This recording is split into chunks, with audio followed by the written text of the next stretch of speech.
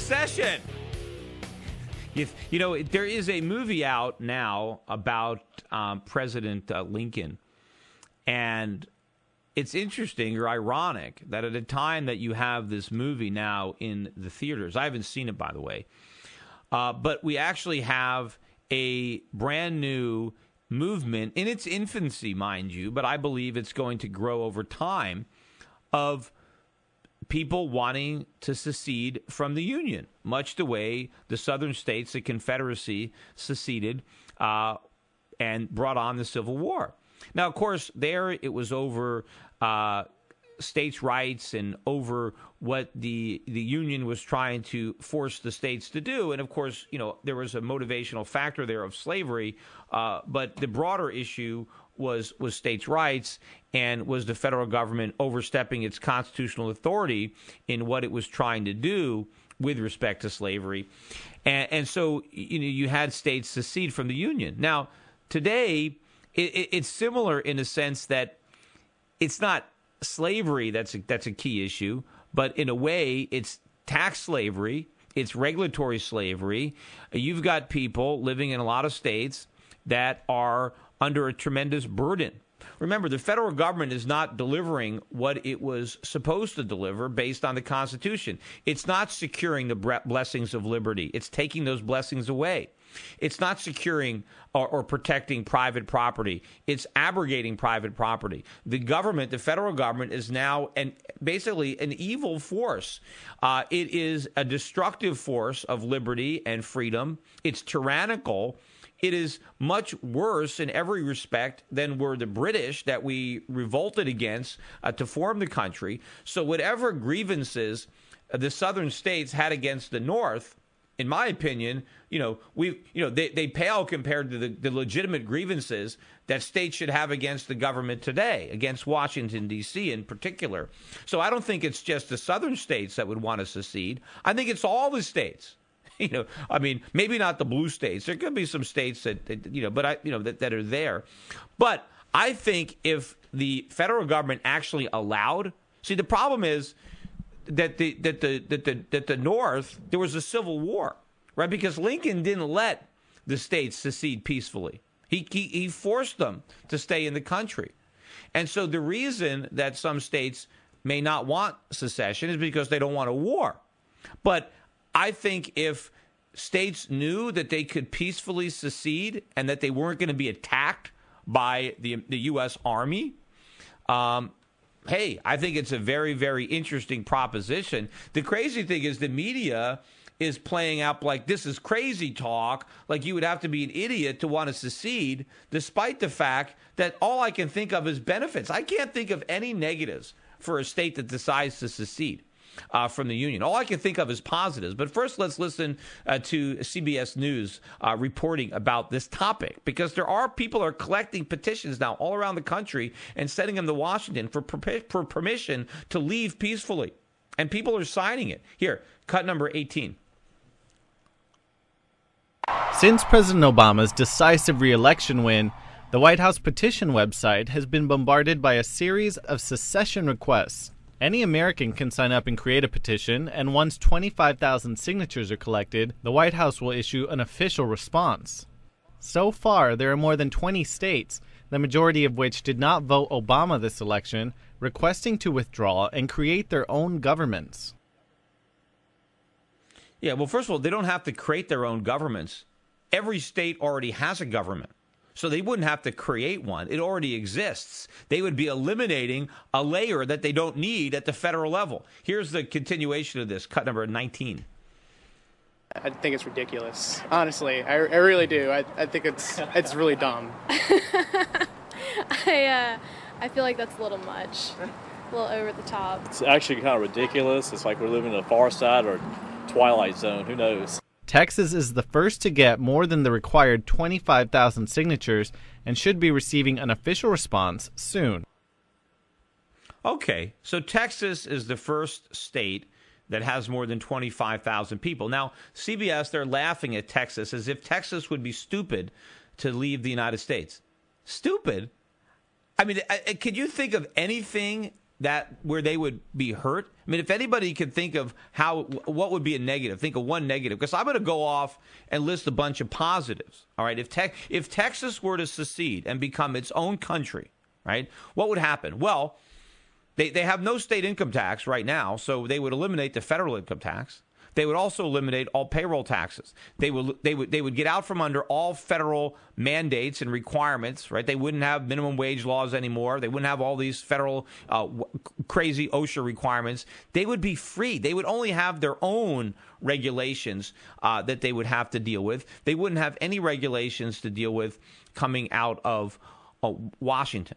Now, what do they get? What do they get? What do the citizens of Texas get for all this money? I mean, technically, all they really get is an army. Well, they could probably, for a fraction of that cost, they could probably beef up their own militias, their state police.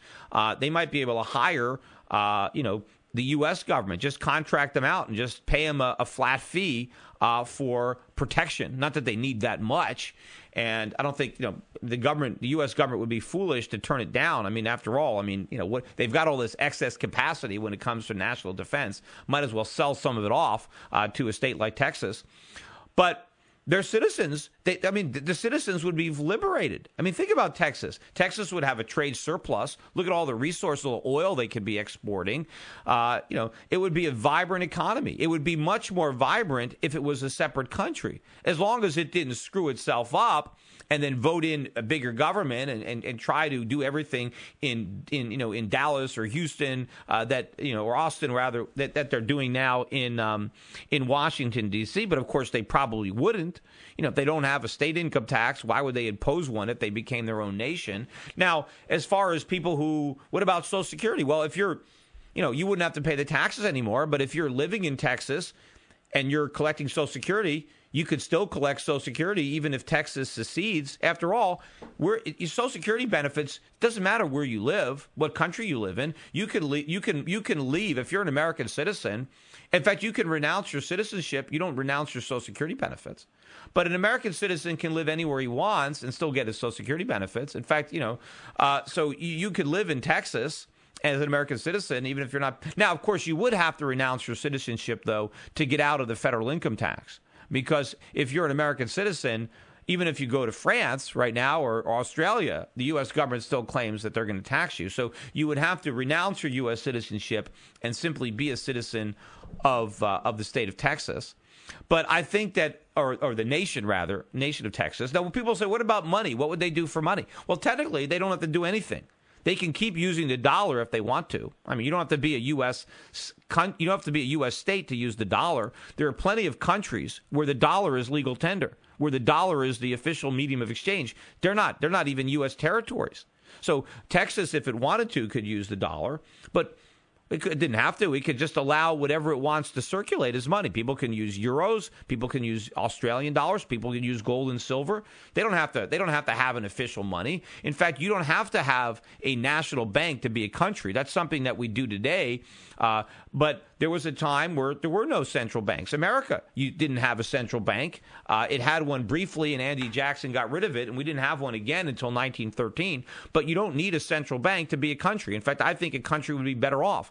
So there would be no requirement that Texas, as an independent country, would form its own central bank. It could just let the free market supply money. And probably it would end up being gold or silver. But if Texas, for some reason, wanted to issue paper money, hopefully it would be smart enough to want to back it by gold. And maybe it could just raise taxes a little bit. And Texas citizens would have a lot more money because they weren't paying any federal taxes. And they'd have a much more vibrant economy. They can raise a little money and they can build up a treasury of gold upon which to base a new paper currency backed by gold if they wanted to. But again, they don't even need it.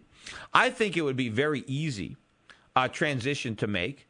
And I think that the people in Texas would love it. And in fact, people would want to immigrate to the country of Texas. I mean, you would have a net drain of Americans wanting to leave the 49 states that remained and join Texas. In fact, it would probably be so good and so beneficial that Texas would pave the way and other states would want to secede and become their own nation. It would be the exact opposite of Europe. See, Europe is coming together And, you know, I got news for you. It's not good when you bring nations together and you create another level of government. You know, it's not a good thing. We've been living with a federal government out of control for years. And I think if we start to fall apart, then, you know, you have a roadway, a pathway out. That's the reason that the federal government would never let a state secede, because then everybody would want out. And especially as we continue in the path that we are, where we keep jacking up the taxes on the people who are working to give money to people who aren't working, the people who are still working are going to want to get out of this situation. It's a rotten deal, right? An American passport today is more of a liability than an asset, especially if you have any ambition, if you want to succeed, if you want to work hard. This is not the country for you anymore. But the country of Texas might be a perfect place for you, because the country of Texas could have everything that used to be good about America, but none of the things that are now rotten about America. And rather than talking about how stupid it would be to secede, why don't they realize how awesome it would be? Because that's how bad it's become. You know, the only thing that might be crazy about the talk of secession is that the federal government will never let it happen.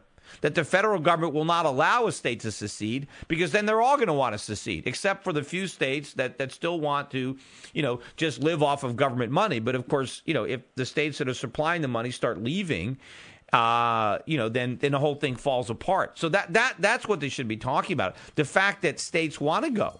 The fact that it's so bad, the taxes are so high. And if people think taxes are high now, wait till they see how bad it's going to get. The desire for secession is only going to increase as Washington turns up the heat on people who are still working. We got phone calls. We'll come back. We'll take the rest of these calls in the final segment, so stick around.